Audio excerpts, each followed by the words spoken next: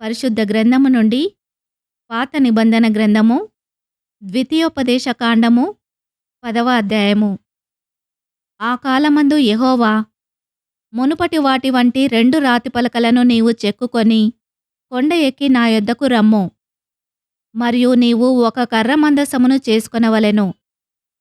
నీవు పగలగొట్టిన మొదటి పలకల మీదనున్న మాటలను నేను ఈ పలకల మీద వ్రాసిన తర్వాత నీవు ఆ మందసములో వాటిని ఉంచవలనని నాతో చెప్పెను.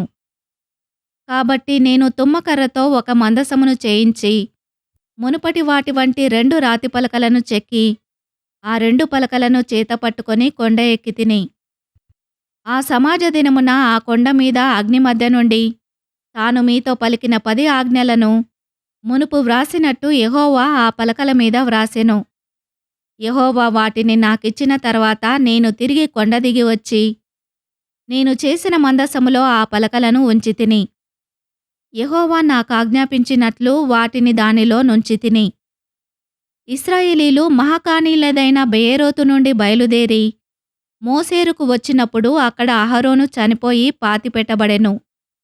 అతని కుమారుడైన ఎలియాజరు అతనికి ప్రతిగా యాజకుడాయెను.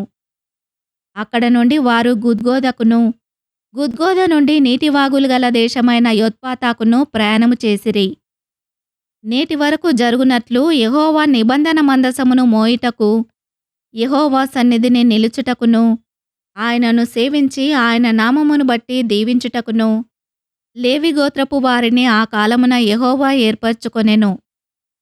కాబట్టి తమ సహోదరులతో పాటు లేవీలు స్వాస్థ్యమునైనను పొందలేదు.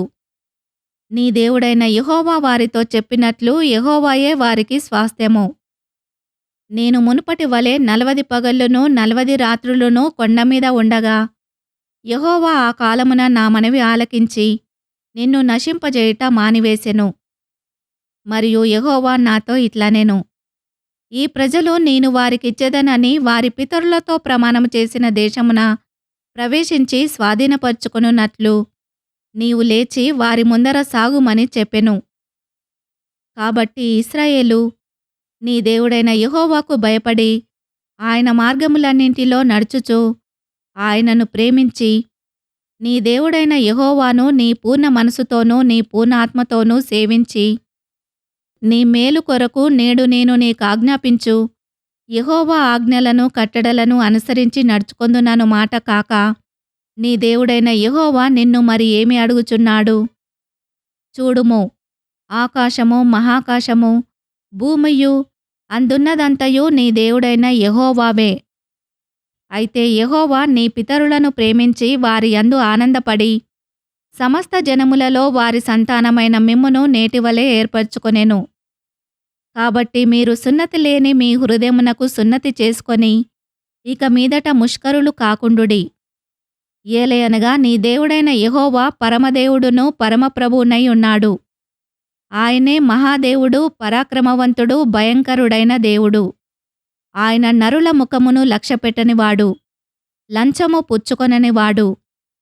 ఆయన తల్లిదండ్రులు లేని వారికిని విధవరాలికిని న్యాయము తీర్చి పరదేశి యందు దయయుంచి అన్నవస్త్రములను అనుగ్రహించువాడు.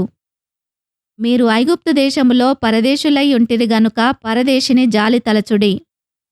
నీ దేవుడైన యెహోవాకు భయపడి ఆయనను సేవించి ఆయనను హత్తుకొని ఆయన నామమున ప్రమాణము చేయవలెను. ఆయనే నీకు కీర్తనీయుడు. నీవు కన్నులారా చూచుచుండగా భీకరమైన ఆ గొప్ప కార్యములను నీ కొరకు చేసిన నీ దేవుడు ఆయనే.